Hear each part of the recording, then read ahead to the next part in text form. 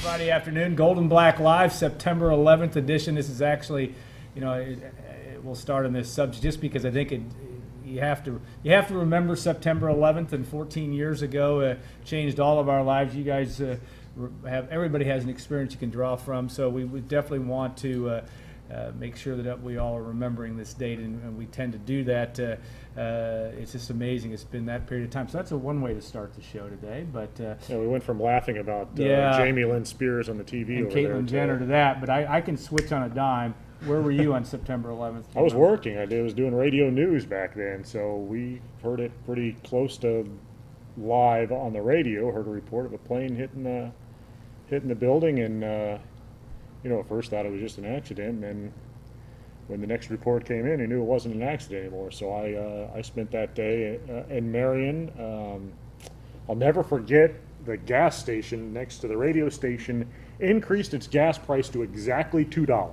I don't know why that sticks out in my mind, but it went from whatever it was, probably $1.15 on that day or whatever it was, to, and then there stories about gouging or whatever in the days afterward, and everybody's claiming they didn't gouge the gas price. Well, it was a not gouging if it goes to exactly. You've never seen the 20000 before at a gas station, and covering all the people lining up to get gas, and spending that evening with reports that maybe the Eiffel Tower, the Empire State Building, was a target then too. They thought so. It was crazy day. Stacey, what were your memories? I actually was living in New York State at the time, in Binghamton, New York, upstate New York, so a couple hours from Manhattan. And the interesting part about that was everyone I worked with knew someone who was in the city. Mm-hmm. So that was just a different feel, being around people who were genuinely scared and worried for people they cared about because they didn't know if they were safe. So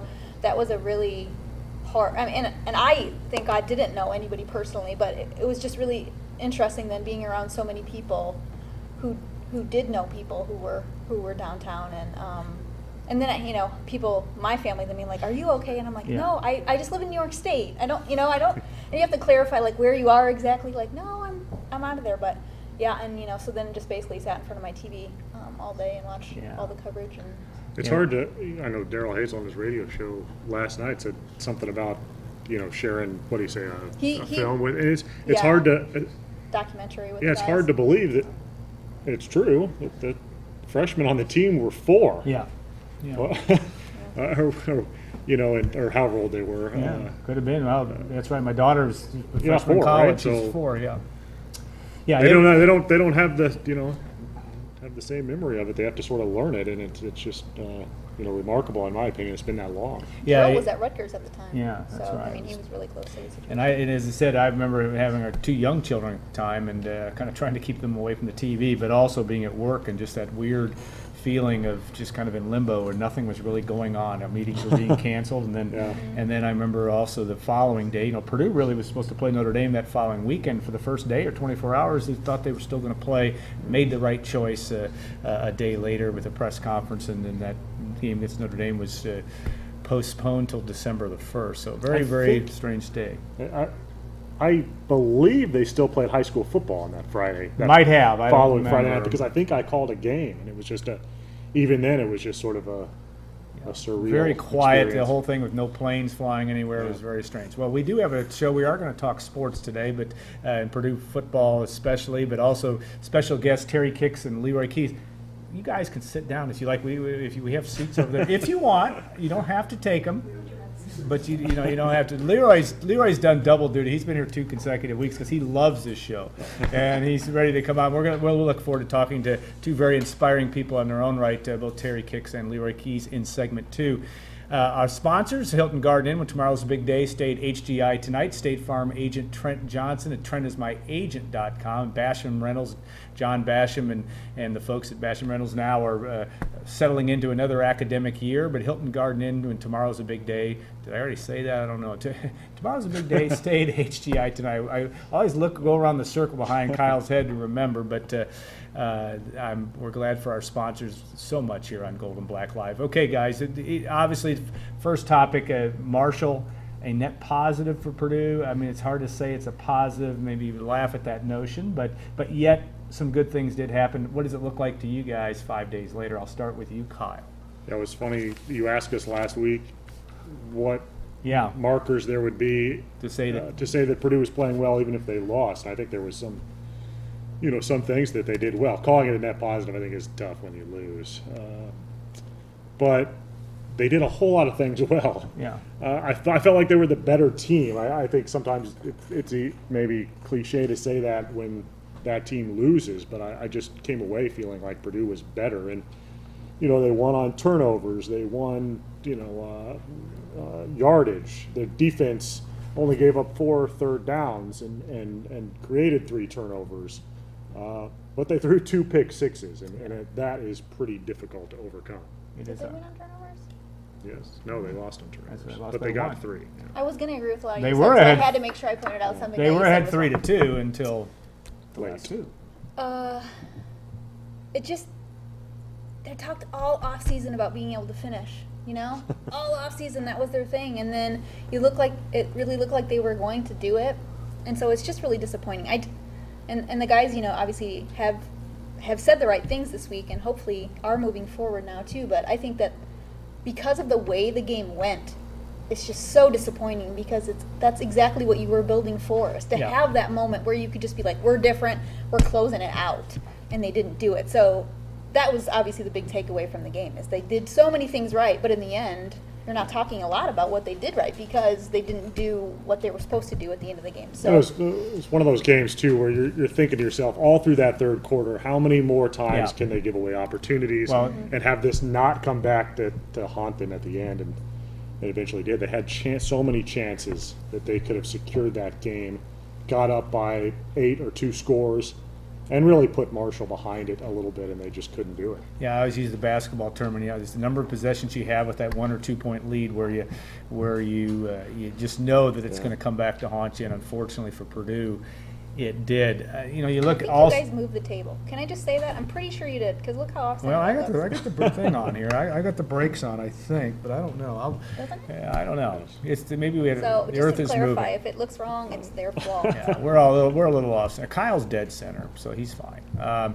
You look at this. You also look at the whole the few penalties. I don't know, the relatively few drop passes, though. I don't know if that's One. actually One. And that was interesting. So where was Dominique Young, Okay. not surprisingly. Yeah, and from that standpoint, that they eliminate a lot of the little things. I thought that was great for a first game performance. Okay. Now you go into Indiana State, where you may have trouble keeping focus with those types of things. Though Indiana State's pretty good football team from where it sits. What's a net positive after week 2? Well, you would hope they don't lose focus because they don't have a right to overlook really anybody. I know that would be easy to do in this situation, and there might be a little bit of that, but you've lost 7 straight. You've only won however many, 4 in 2+ years. Yeah. You just can't come out there. That's what I'm looking for more than anything else is whether Purdue is not just able to win, but whether they're able to dominate at the line of scrimmage, run the ball against an inferior opponent, limit their turnovers, and have another good defensive day. And if they can do those things, then the scoreboard will speak for itself, I think. But those are the things I'm particularly looking for. I think Purdue's defense can have a really big day. There's really nothing about Indiana State that scares you. They talk about their running back, the Booker kid, but he's not going to be better than what Devin Johnson was last week. And that kid was pretty good, and Purdue kept him under 100 yards, and he had a bulk of it on that one big carry. So, their quarterback is okay. I mean, they chose him because he has experience, but I don't know if he's necessarily that talented. And like Kyle said, I mean, just up front, I mean, offensively, you're hoping Purdue can take advantage of that too, but defensively, for Plogo and Watson and Howard and Rouse to an extent, those guys, even Panfill and Miles, you got to get to the quarterback. And there's really no excuse not to get to the quarterback or get in the backfield at least and stop that running game this week. Yeah, and certainly Mike Sanford, the coach who dates back to Purdue, an innovative offensive guy. This program in Indiana State has improved in the last 2 years. They only won 1 game the year that they lost to Purdue, and then of course made the playoffs last year. So that and they do like to supposedly like to blitz a lot. That should play into Purdue's hands, one would think, just because of Purdue's strengths and that the offensive line. We'll see how well they think. We talked about that this morning on the pregame radio show. it's possible, it's probably likely at this point that Martese Patterson is going to start Yeah, at left that's tackle it's for an them issue, instead of yeah. David Hedlund. Patterson, I think, has a lot of potential, but he hasn't played a lot of left tackle. So when you're looking at that kind of situation where you're going to have guys coming from all different places, you know, he needs to really know his assignments and really communicate well with the rest of those guys. So we'll see how that works out. But to me, run the ball and you don't got to worry about pass pro. Yeah. Yeah, they're better. I mean, it's a good offensive line. It's a better run blocking offensive line than it is pass protecting offensive line.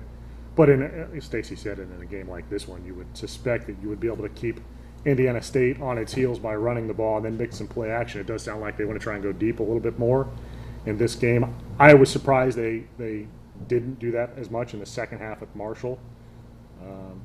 Felt like they took the foot off the gas a little bit when they really could have. Too. You didn't like that one. I guess you can have it both ways. That's true. But I would suspect that Purdue tries to go after them a little bit more on Saturday. You know, we hit to the next topic, the passing game, and kind of already hit one of the parts of it that when they chose to pass, the 4 turnovers in Austin Applebee's, which anytime you're a quarterback in a situation where you're trying to turn a program around, you're going to be the subject of a great deal of discussion. Has he been? Yeah, he has been, and yet I think he's used to it from that standpoint. Stacey, you know Austin as well as anyone, I think, at least from a media perspective. How do you think he handles all that? I think he does pretty well compartmentalizing those kind of things. I mean, he puts enough pressure on himself to perform that he doesn't, the stuff coming from the outside doesn't matter. You know what I'm saying? Like, he is going to own up to his mistakes, but then know that he has to be better, which was basically what he and I talked about this week. After kind of the media horde was around him, I was able to talk to him a little bit just one-on-one, and I think that, I was really left with that impression that he knows that he can't make those kind of mistakes, and that, it was the first game of the year. I don't think he was making excuses necessarily, but, that now, okay, you had a bad game, now you got to move forward with it, and I think this is going to be a huge one for them. I was already thinking about, like, okay, so, Purdue does what it needs to do this week. Next week could be the biggest game of Austin Applebee's career, but we'll talk about that next week. We have to have something to talk about next week. Kyle, any more on the passing game, or do you sense they did some good things? Yeah. You just can't throw the interceptions like that, especially the first and third ones. But they hit some passes. They hit some passes they didn't hit a year ago. The two longer ones to Yancey and Mahungu were nice plays, good receptions by bigger receivers. I think Marshall, what I've gathered from reading a couple things is that Marshall tried to keep Purdue a little bit from throwing to the middle of the field, but I'd like to see Purdue try to go to the middle a little bit more. Which they didn't do much at all. They didn't do, and, Stacy tracks it, and they didn't do it. You'd like to see that a little bit more, and we saw a lot of the underneath stuff, which Purdue's going to continue to do, and that's fine. But you have to mix in the intermediate and long stuff too. And I think that's where, even talking to John Shoup earlier in the week, he felt like they got out of balance a little bit in that second half and should have been more balanced. Topic 3, we're talking about the Purdue control. Can Purdue control the line of scrimmage? And I meant more. We've talked about the offensive line and its abilities. Defensive line, I thought, for the most part, again against Marshall, was very effective. Not only 2 sacks. Is that right? 2 sacks and 2 tackles for loss. But I'm not sure if my numbers are exactly right on that. But is this going to be? Can this become, especially the interior defensive line, a strength of this team, Stacey? Yes, it can. I'm trying to think that whether was confident. Well, I'm trying to say think it with power. whether it will. Yeah, well, that's really more can. than will it. Yes, it can. That's a bad question. I was looking up the stats. Here I do. I mean, I do You're like right. the pieces on the interior. Eddie Wilson is a guy we actually didn't talk about on the show this morning. He sprained an ankle this week in practice, so we don't know if he'll be available. But he only played 5 snaps last week.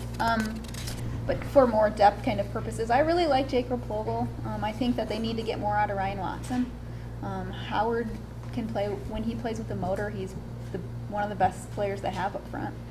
He needs to be more consistent, I think, with that. But against this team, you better be dominant. I mean, next week we'll see, but right now you got to be dominant. I think they can stop the run. I still need to see them affect the passer more consistently. They couldn't do it on that last drive.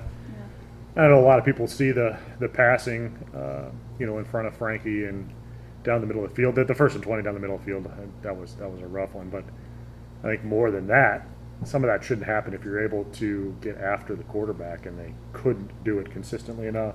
Yeah, 2 sacks, 5 tackles for loss last week, and it looked good early. I don't know, both sacks in the first half. Rouse had the strip. Yeah. The strip sack, and then Miles had one. Yeah. On I thought it was a coverage sack, but. Yeah. And Was it in the first half? yeah, were they both in the first half? That's what I was trying to remember. I can't remember But also that, I mean, that's, you get a little bit of that when you're not able to get a lot of pressure like Purdue has not the last couple of years. You start to look at it and say, wow, it does look different. It does look better. It may be a function too of what we've seen in the past couple of years, but activity down there will be obviously it's going to be important that Purdue can put some level of pressure, and you would think depending on what Indiana State brings forward this week, that you'll have the opportunity to do some of that as well. Danny Anthrop, we've obviously hit that topic a lot this week, and just the whole notion that he, with his knee injury and the fact he did have 5 catches, but just for 18 yards, did have a touchdown this past week against Marshall. You know, and we've hit the red shirt or the medical red shirt rule, and the fact that he could potentially do that as well. Where are we with that? And I know that there's, we're going to have to wait and see whether he plays this week and go from there. I would have to think he's not going to play. I mean, we'll probably see before the game tomorrow, but it just seems to me that he was so not right in that game on Sunday. He just didn't look right physically and didn't practice this week. It's a game that Purdue should win, and I think he tries to come out and give it a go against Virginia Tech. It's probably early to do too much speculation about whether he's going to redshirt or not, but there is that option out there. I mean, sort of the Carl Landry path to it, when Carl was probably healthy enough to contribute, but was he healthy enough to play? No. And we might be in the same situation here with Anthrop, that he might get to a point where he's healthy enough to play, but not up to the standard that he's used to playing at. Yeah. Anything else to add? Nope. One comment we got, and this is an interactive show, so make sure you send your questions to us. Did they not throw down the middle, meaning Purdue, more because they were taking safe passes to the outside, and that Austin Appleby didn't get off the first read, meaning second and third progression is down the middle? I thought that running the 2 deceptive plays inside the 5 passes where Austin Appleby fought off defender for short touchdown pass and overthrow the tight end says a lot. I don't think Austin has a problem locking on, aside from the first play of the game. In general, I don't think he has an issue moving from. I mean, he's not perfect by any means, but I don't think that's where his problem lies. Now, the first throw, I mean, yeah, he looked left, stared left, and threw it that way. Because it was a short drop, quick pass. Yeah. That's kind of what you do when it's a quick pass. You throw it. But I don't think that's. I don't think the zeroing in. If they go to the backup, zeroing in on the receiver might become a problem, I think, and that's one of the reasons why David Blau's not in there. But I don't think that's one of Austin's issues. I think one thing we're overlooking with the middle of the field is that the tight ends they have now are not like the tight ends they've had before. Yeah. And when you get those guys like a Gabe Holmes, especially, or a Dustin Keller years ago, I mean, you could send that tight end up the seam and get big plays. You're not going to see that from Cole Herdman or Jordan Drasovich. So I think just with the personnel they have now, potentially you can limit that a little bit, just in that alone, with the tight ends you're putting out on the field, who typically run a lot of those routes over the middle. I think Cameron Posey is a guy you would like to see more involved. We hear all about how he's great against the zone. He finds those spots and settles in over the middle. Maybe they'll find Cameron Posey over the middle this week. I like what I saw from him last week. So I mean, he's a guy who you hear a lot about how reliable he is and all of those kind of things, but he honestly hasn't had a game yet in his career where you can be like, oh man, Cameron Posey's really good for us. He needs to start having production that shows up in catches. Yeah.